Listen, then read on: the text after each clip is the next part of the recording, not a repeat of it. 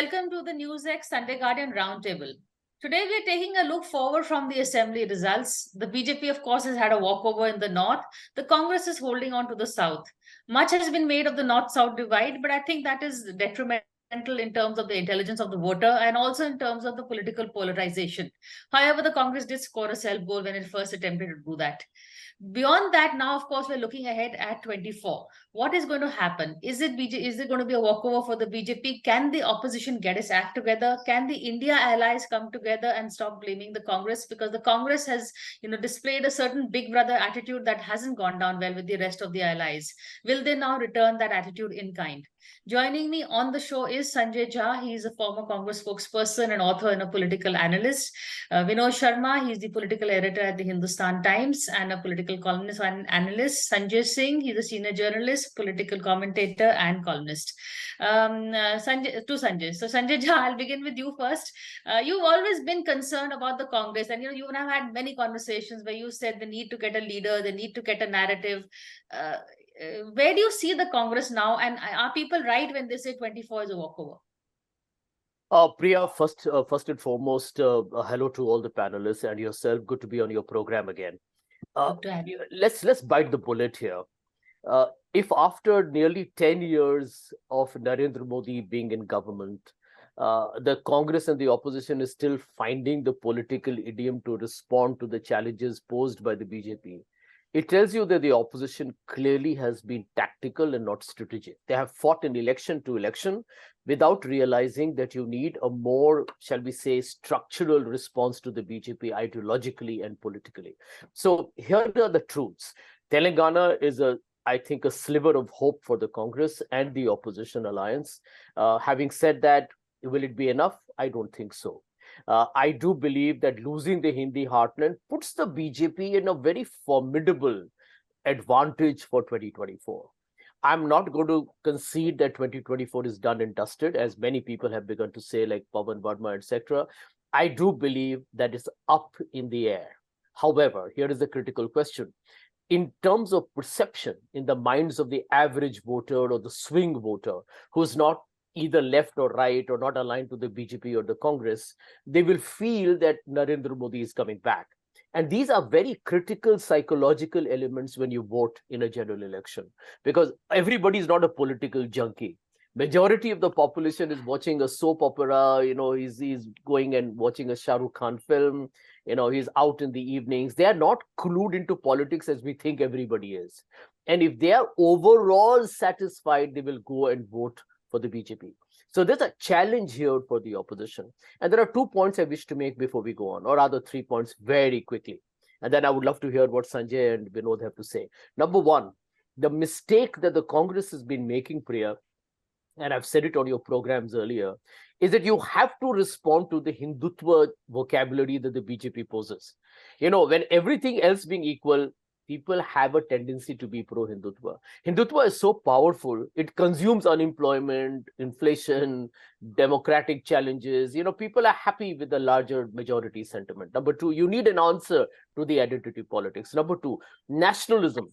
I think it's absolutely ridiculous that the Congress party has abandoned that space to the BJP. The Congress is a true nationalist party of India that fought during the freedom struggle. You don't have to be awkward about claiming that space back. And number three, very, very important in my opinion, the Congress needs to look as if it is pro-business, and just because you're anti an Adani or another big industrial conglomerate, you don't have to appear anti-business. Because when you're anti-business, you actually alienate the middle class of India. The middle class of India is aspirational. They work in the private sector, or they want to work in the private sector. They don't want to, they are not part of this OBC reservation problem. So here is my point. The Hindutva, the nationalism, and the perception that you are hostile to industry and business is alienating a lot of the voters of India, because the middle class is a swing voter. It is not aligned to one party or the other. And I think the Congress needs to understand that. So, Vinod, where do you see, the Congress, and what can the Congress now do? Because all these are measures that have been suggested to them earlier also, but Rahul still goes on attacking Adani. He's taking up the caste census at a time when it didn't work, because the Congress doesn't walk the talk on caste. So what can the Congress do first? Then we'll talk about the opposition. Vinod.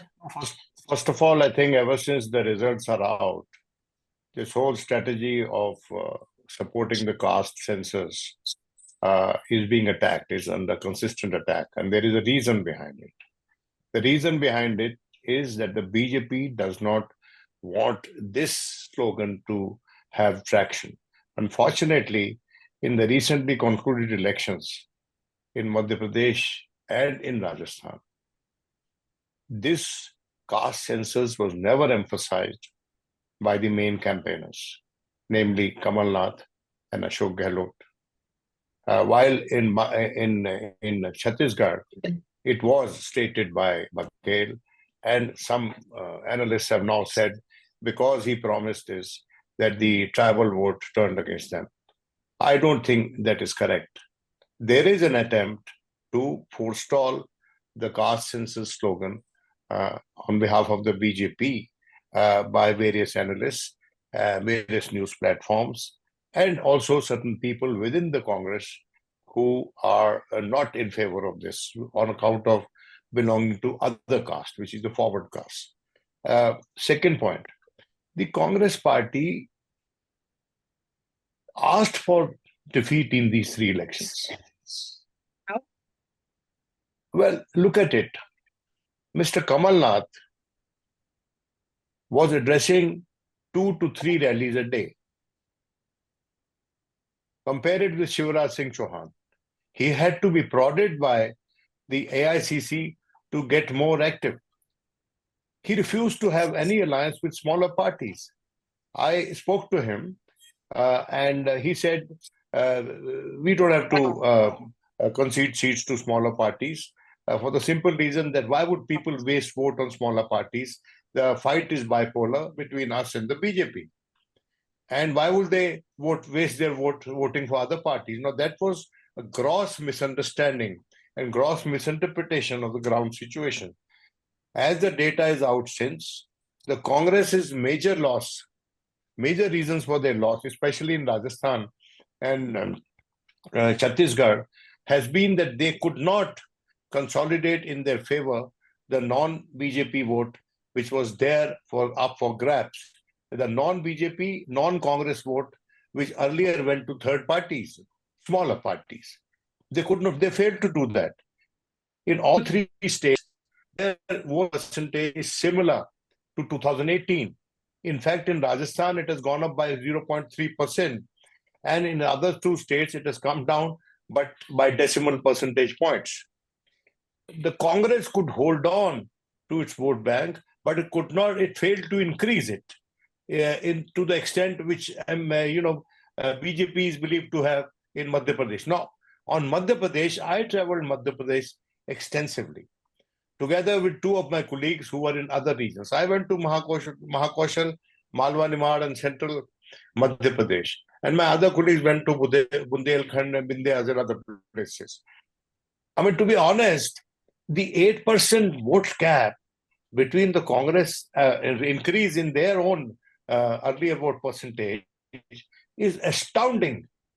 And it couldn't be felt. In fact, I came back and I was joking with my colleagues that I must undergo a full body checkup, because I could not feel the wave which was there in favor of the BJP. Neither could other of my BJP colleagues.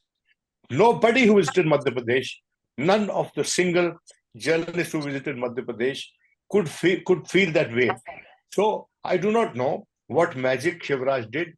If the only sensible explanation for the BJP's increased vote percentage is the traction Shivraj could manage with the women voters. Now, one has to see that data, that how magical the data is, that they could get those number of votes. Thirdly, in Rajasthan, Mr. Ashok Gehlot ran a very robust campaign.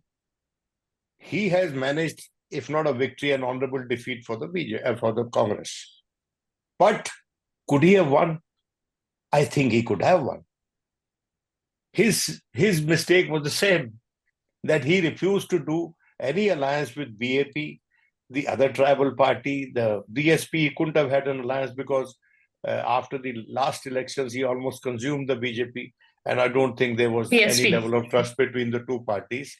And there was another third party, that's Rashtriya Loktantrik Party of Hanuman Bediwal, which was going around, and he was campaigning so zealously and with a chopper. I don't know where the funds were coming from. He has managed to win one seat in, which was his own seat in Rajasthan, which was his own seat, which is the seat in his parliamentary constituency. He has managed to win that seat by a small margin. Now, the point is that these people were not winners, but these people were certainly those who could deny the Congress the vote, which otherwise could have gone to the Congress. So that consolidation, that micro planning never happened because Mr. Gehlot wanted the entire election to revolve around him. And he fought and got seats and tickets for those MLAs who had saved his government in the face of Sachin Pilot's rebellion. Now, if these MLAs had not been repeated, he could have reduced the anti-incumbency which was there at the local level. This election was a 200-seat election in Rajasthan. It was not a single election. No single issue had the kind of traction, except for Gehlot's own, scheme, which promised this 10,000 rupees to women. Chiranjeevi and 10,000 rupees to women. I mean, women kartas of the family. The point is that Congress Central Command had little control over the regional satraps, or even if they had control, they were not paying attention entirely to what they were being told. Okay, I'm going to go on this point. Let me get Sanjay, and also I'm going to come back on this point of the way the Congress handled the regional satraps. Because, on the one hand, we praise them saying they're giving it to the local leadership. Now we are saying that, they didn't control the local leadership. But that I'm going to come back first, Sanjay. Your reaction to the campaign, the way it was run by the Congress, because we are focusing on the opposition today. Yeah, so first, thanks for having me on your show. Good to have you. I have great admiration for Binodji. So therefore, I will begin from where Binodji left, or from where he started. Caste census. Caste census, as he was saying, appeared to me, or as Congress leaders say, or India Alliance leaders say, Nitish Kumar in particular, this was something which was propounded by Nitish Kumar and Lalu Yadav, then Tejasvi Yadav. Of course, Lalu Yadav was then inside the jail. So this was taken as something which was one-stop solution for everything. As we say in Hindi, mitti pani dhoop hawa sab logon ki yahi dawa.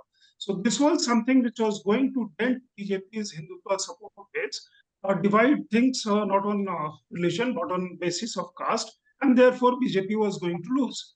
Remember, people in the country also had some degree of sensibility. When you talk about caste census, fine, you talk about caste census, but what after that? As Rahul Gandhi says, MRI होगा तो आपकी नौकरियां क्यों नहीं है क्योंकि caste census नहीं हुआ. Nitish Kumar, for once, after he laid that report, a socio-economic report in Bihar Assembly, irrespective of what he said on floor of the House in Vidhan Sabha and Vidhan Parishad, that is Legislative Council and State Legislature, his talk to anyone in Bihar, his talk, and there is a whole lot of talk about Nitish Kumar's health, his robustness, his thought process, that is irrespective of what he said in Assembly and the Council. So when you talk about caste census as your only kind of solution, remember you had two OBC chief ministers in two states. In Chhattisgarh and in Rajasthan, there were OBC chief ministers. MP from BJP had an OBC chief minister. When you talk about it, state leaders, as Vinodji was saying, contrary to his perception, I think they were right in not propounding this, because this was not adding up anything to Congress's campaign. This is, however, to their wisdom, that rank has been kind of created by people. Also, there is an interesting thing as for Rajasthan. And as for Congress's alliance as a whole, you tend to influence people by talking everything free, free, free, free, ye be free, wo be free. And there is a very interesting piece, a beautiful article, I think, in Times of India today, talks about as to how, of course, that piece is written by Arvind Panigaria, so many people will take that up with a pinch of salt. But that also has, in some ways, reference of what former Planning Commission chief had said, what kind of scheme OPS is going to be, what kind of disaster that is going to be. Of course, Okay, but on ground, I mean, of course, both the parties have come up with their various welfare yes, schemes. I was adding to that. Yeah, of Yeah, course. but on delivery, populism, the Latvi scheme works. So maybe freebies have worked. It's not fair to say that the Yeah. welfare scheme I was coming yeah. to that. I was coming to that. So in Okay. competitive populism, there was also certain degree of populism unleashed by the BJP. Depends. People vote on basis of credibility, kind of credibility, fairness, and transparency in delivery system to the last mile delivery. Here in last 10 years, here is a unique situation where the sitting prime minister, where the incumbent has not only kind of retained his popularity, but also has gained over that. So therefore, Okay, yeah. So I'm going to just to 2024, I don't think there is any problem to that. Okay, short answer, there is no problem for he sees as a walkover for the BJP. But going back to the Congress, Sanjay, and where Vinod took off, and I want you, because you also know the Congress very well, where did the Congress go wrong? Did they give the regional satraps too much power? Because initially we all said, well done, they are letting the regional people come up like Indira Gandhi had promoted. Today we are saying the opposite, that Kamal Nath did not listen to the central leadership, neither did Gehlot, he ran the presidential campaign, etc. Priya, there's one very good example before you. Everyone says that the Ladli Behna scheme of Shivraj Singh Chauhan worked like magic. Do a real apple-to-apple comparison with what the Rajasthan manifesto was. It actually gave a higher sum of money to the women as part of the family. And why did that not work? Well, I think we need to cut to the chase and bite the bullet here again. Sachin Pilot should have been made the chief minister almost a year to a year. We've had many conversations to that. And absolutely. You'll remember that I have been the only member of the Congress, suspended or otherwise, who vocally said you're making a mistake here. And, people want to go forward. I mean, people are not born yesterday. And I think Sachin inspired that hope. The way the Congress party wrangled publicly, and I know for a fact that Sachin Pilot was actually denied that. Look at the language used by Gehlot against Sachin Pilot. It will catch up with you at some point. I agree entirely with what Vinod said. If you look at the difference in vote share in Rajasthan, despite all the drama and the negativism, was just 2%. Rajasthan was an ideal case of a swing state actually staying for the first time with the Congress, which, by the way, has a terrible track record of maintaining states that they have actually lost. Look at Odisha, look at Gujarat, West Bengal, Tamil Nadu. These are, Delhi now. Once Congress loses, it never comes back. Here was a chance for you to send out a message that you could retain a state. So it is basically the failure of the high command in the Congress for allowing a drift to happen. This was basically Punjab part 2. Number 2, if you look at Madhya Pradesh, okay, I agree once again with what people are saying, but I'm aware that people with the Congress told me that we are winning 135 to 140 just 2 months ago. So what went wrong? Think about it again. Trying to imitate the soft Hindutva of the BJP is no answer to try and defeat the BJP. There was no need for the Congress to try those stunts. All they had to do was to go out and talk about the fact that Madhya Pradesh deserved a change, deserved an experiment that was actually thwarted by the defections that were engineered in 2020. And here was a chance for Kamal Nath to last a full term with the whole, the Congress, kind of offerings.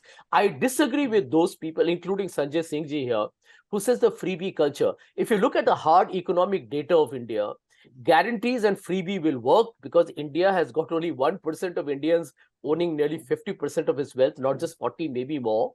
Number 2, there is a rampant unemployment. There is rural distress. I mean, end of day, India has today the issue of poverty and hunger. Why does Narendra Modi have to announce free food grains for 85 crore people. Okay. There are challenges. Let's accept that. It's not changing overnight. Okay, I'm going to take a break and come back. And I'm going to pose the question and ask Sanjay to Vinod about the local leadership versus the central leadership and where he thinks the fault line really lies in the Congress after a quick break.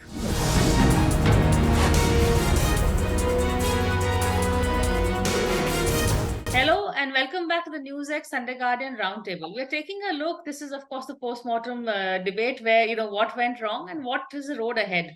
Vinod, since you were talking a lot within the Congress, initially we said, "Bahut acha kar rahe hain," they're giving Kamal Nath a free hand. Baghel is doing a good job. Gehlot has made a comeback in the last 6 months. Today we are accusing them for making the same mistake. Why did you give them such a free hand?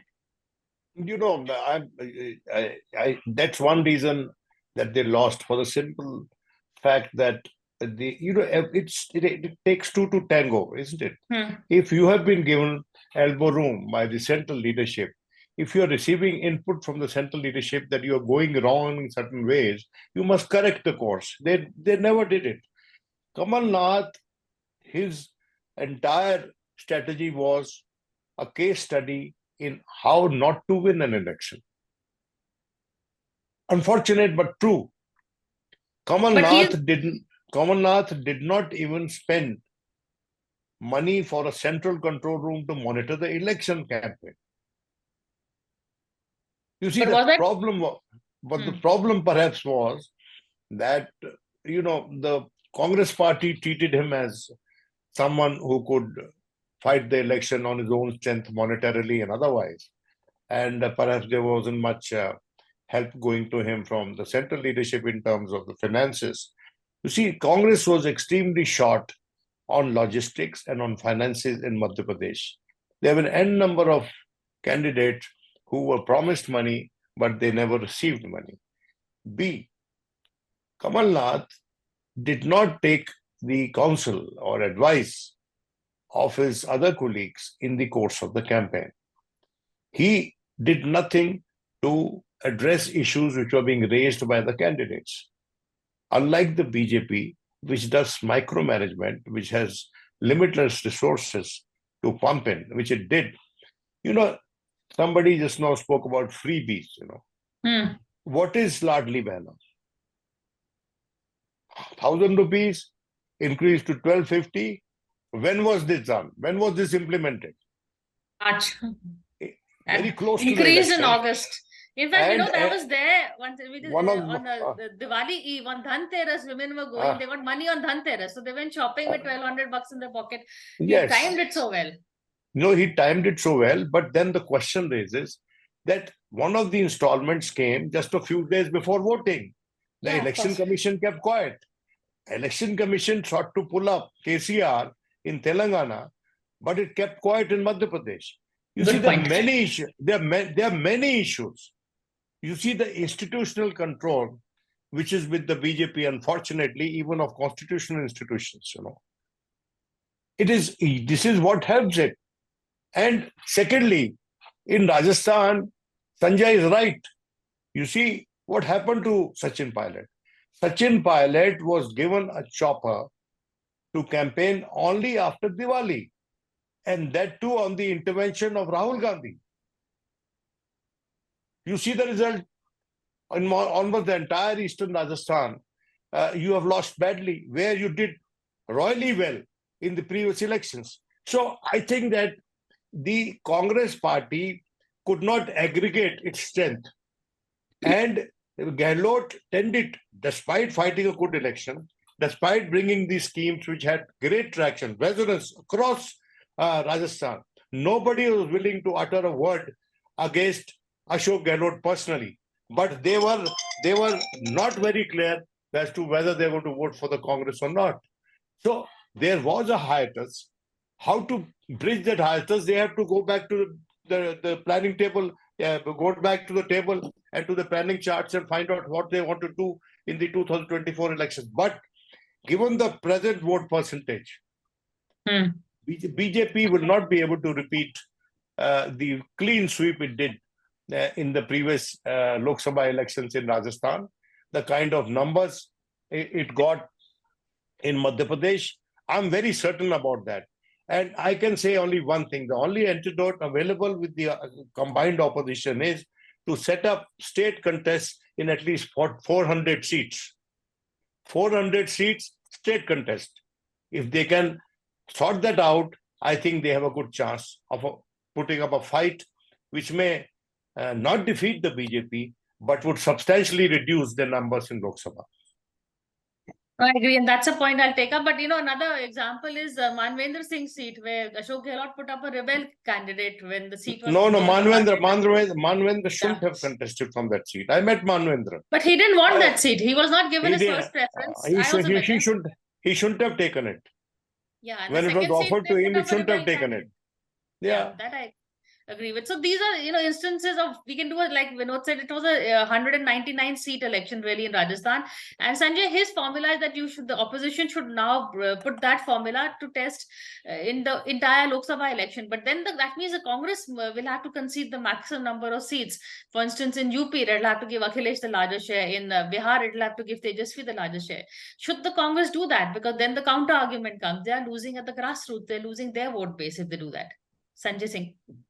I think Congress realizes about or gets into a strategy, which I think a strategy was of past year or of past election. See, I began with Rajasthan, Madhya Pradesh, and Chhattisgarh, and then coming to your national strategy of the India bloc. See, this worked very well. The combined leadership worked very well for them in Karnataka. I don't know why they did not take it forward to Rajasthan. It was very good in Karnataka, but very bad for Rajasthan, which essentially means that, and the sense I get also here, that central leadership of the Congress is very weak. Remember this time around, Priyanka Gandhi, somebody who was called Brahmastra some years ago, was also campaigned very heavily. We know what happened in Uttar Pradesh, where she campaigned very heavily. So when you rely on wrong kind of choices and hail somebody to kind of sky, the problem creeps in. Kamalnath and Gehlot, so Gehlot in particular, somebody who challenged central leadership to be the chief minister. I don't know today whether he is regretting his decision to be the chief minister and not be the national president of the Congress. There were also talks that Kamalnath was could have been a Congress president, but he chose not to be. So this was a classic example. You fight an election in presidential style, something which BJP started in 1960s when they placed Atal Bihari Vajpayee when there was no taker as their chief ministerial candidate. The BJP, on the contrary, which loves to get into presidential mode of election, got into the parliamentary or collective leadership.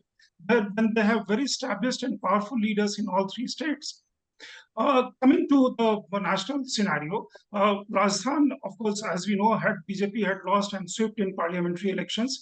I know for sure people, particularly lower down the bottom, not only believe in Modi, they have kind of degree of faith in Modi as to what he is doing and what he can do and how he is transforming their lives. Do you really think that this is going to work? One constituency, one election, one candidate, when you are seeing so much of happening? You can't even decide on date of next meeting. You decide, you unilaterally announce December 6th, a date which has great deal of significance in Indian polity. And then you suddenly say, no, this was informal. Then Mamata Banerjee, RJD, somebody like even RJD, somebody who is then JDU and Sharad Uddhav Thackeray group and so on and so forth. Everybody started attacking. The kind of language which is used, ankar and by the spokesperson on Aam Aadmi Party. I was watching something on social, I don't know when that clip was, about the date. Raghav Chadha says that Rahul Gandhi's biggest asset for the Congress. If this is recent, then I don't know. But then this ahankari thing is coming from a whole lot of people from within the India Alliance. Okay. And therefore, they're not even able to decide the date, forget about anything else. One decision that opposition coalition had taken was of boycott of journalists, certain media persons, 11, 12 of them. And who kind of boycotted that boycott? Ashok Gehlot, Kamalnath. That is the story. So it looks like they'll have to get a lot of work has to be done, and there's time is running out. Really, the opposition has to get its act together. They have to have a whole lot more meetings, a whole lot more strategy, and I think that 1:1 fight perhaps is the only way out, and a single narrative and a single leader. Well, let's see where that goes. But thank you for this conversation, and hope to have you all back again soon. Keep watching the space. Thank you.